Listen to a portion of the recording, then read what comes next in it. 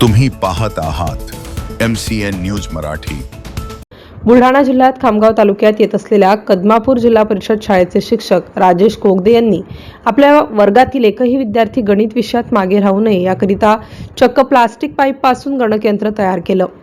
या गणकयंत्रासाठी कोणतीही बॅटरी किंवा इलेक्ट्रिकची गरज नसून यावर विद्यार्थी बेरीज, वजाबाकी आणि गुणाकाराची उत्तरे पडताळून पाहू शकतात।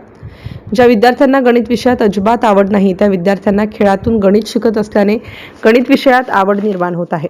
जिल्हा परिषदेचे मुख्य कार्यकारी अधिकारी गुलाबराव खरात, शिक्षणाधिकारी विकास पाटील यांसारखे प्रेरणादायी अधिकारी आम्हाला लाभल्याने हे सर्व विद्यार्थ्यांसाठी घडत असल्याची प्रतिक्रिया शिक्षक राजेश कोगदे यांनी यावेळी दिली। तर गणित विषयात ढ विद्यार्थी दाखवा आणि 1000 रुपये मिळवा असे आव्हानच कोगदे गुरुजी यांनी या प्रसंगी केलं।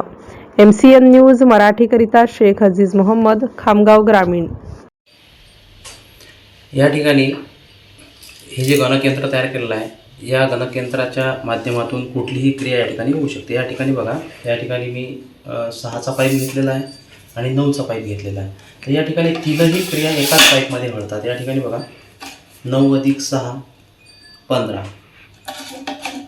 9 - 6 3, 9 × 6 54। कुठलीही क्रिया या ठिकाणी होत आहे। दुसरं उदाहरण पाहूया आपण।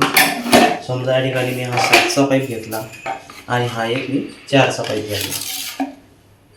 बघा, या ठिकाणी 4 - 7 ही क्रिया होत नाही। ही विद्यार्थ्याला इथं लगेच लक्षात येते। हे गणकयंत्रसुद्धा सांगते की ही क्रिया होत नाही, म्हणजे विद्यार्थ्याला तो सुद्धा संबोध स्पष्ट होते की छोट्या संख्येतून मोठी संख्या जात नाही।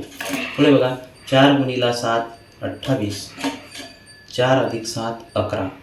अशा प्रकारे या सर्व गणकयंत्राच्या माध्यमातून विद्यार्थी बेरीज, वजाबाकी, गुणाकार या सर्व क्रिया करतात।